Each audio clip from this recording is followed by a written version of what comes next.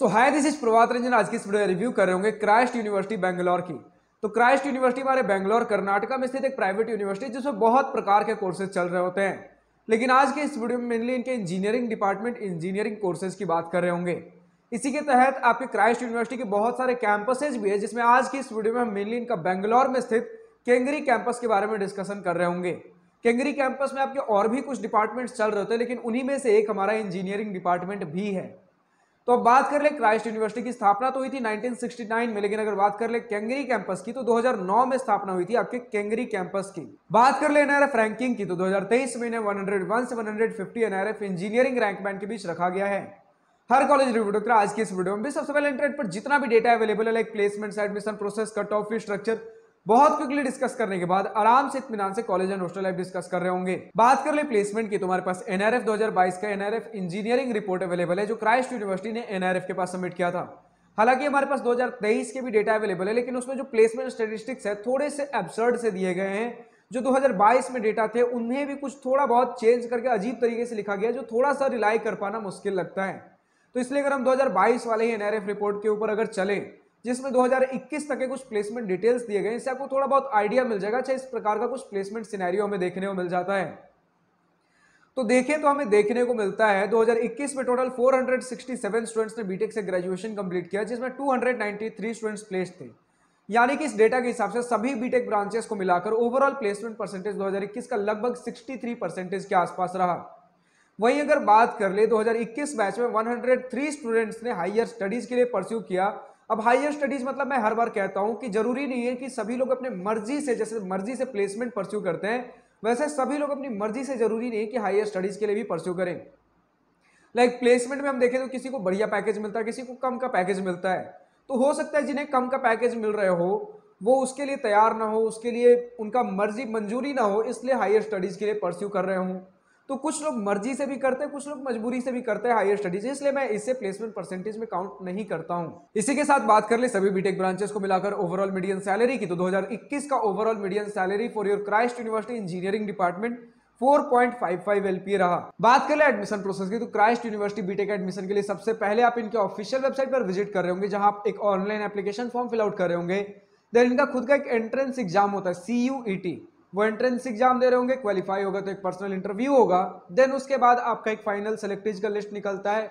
उसके बाद document submission होंगे, फी जमा करोगे, उसके बाद फाइनली आपका एडमिशन हो जा रहा होगा।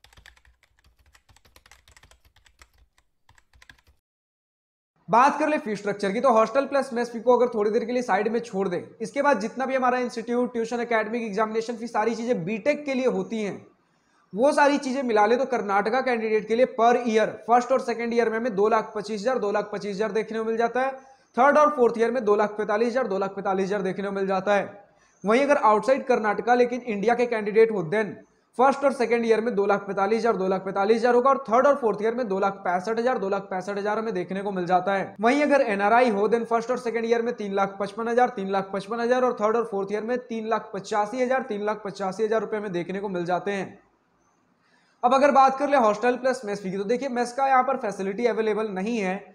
मेस के लिए आपको कैंटीन कैफेटेरिया यूज करना पड़ेगा, अपने खुद के एक्सपेंसेस, जिसका कोई पहले से चार्ज नहीं लिया जाता। लेकिन अगर बात कर ले हॉस्टल फी की, देन हॉस्टल फी में हमें देखने को मिल जाता है 2 sharing, triple sharing, 4 sharing rooms होते हैं, जिसमें पर ईयर का कॉस्ट अगर हम बात कर ले 2 शेयरिंग के लिए तो लगभग 80,000 हर साल का लगेगा। वहीं ट्रिपल शेयरिंग में लगभग 57,000 हर साल का, 4 शेयरिंग में लगभग 50,000 हर साल का हमें देखने को मिल जाता है। तो हम फाइनली पहुंचते हैं अपने college and hostel life most awaited topic के ऊपर। तो सबसे पहले इसी पॉइंट के साथ स्टार्ट करना चाहूंगा। हमारा क्राइस्ट यूनिवर्सिटी बेंगलोर कर्नाटका में इनका मेन सेंट्रल कैंपस लोकेटेड है। इनके कुछ और भी कैंपस है, अगर सभी का नाम ले ले तो सबसे पहला तो हमने बेंगलोर सेंट्रल कैंपस बात कर लिया। देन है आपका Bangalore Kengeri campus, Bangalore Bannerghatta road campus, Bangalore Yeshwanthpur campus, Delhi NCR campus और पुणे लवासा कैंपस। जिसमें आज हम जिस कैंपस की इस वीडियो में बात कर रहे होंगे, तो इंजीनियरिंग डिपार्टमेंट किस कैंपस में है, तो हमारा इंजीनियरिंग डिपार्टमेंट आपके बेंगलोर केंगरी कैंपस में है, जिसमें कुछ और भी डिपार्टमेंट्स हैं जिनका अगर हम नाम ले लें तो सबसे पहले school of engineering and technology, school of architecture, school of business and management, school of social science. लेकिन हम मेनली इनके engineering and technology department, B Tech department की बात कर रहे होंगे। तो हमारा जो क्राइस्ट यूनिवर्सिटी का केंगरी कैंपस है आपके वही बेंगलोर कर्नाटका में 78.5 एकड़ कैंपस एरिया में काफी बढ़िया इंफ्रास्ट्रक्चर प्रोवाइड कर रहा होता है। फैसिलिटीज की हमें कोई दिक्कत देखने को नहीं मिलती। जहां पर कुछ चीजें कमी है आपके मेस फैसिलिटी की, हॉस्टल हम लेते हैं, हॉस्टल तो अफोर्डेबल रेट पर हमें देखने को मिल जाता है, ठीक ठाक प्राइसिंग है। लेकिन वही अगर बात कर ले खाना, मेस फूड प्रोवाइड नहीं किया जाता आपके हॉस्टल फैसिलिटीज में।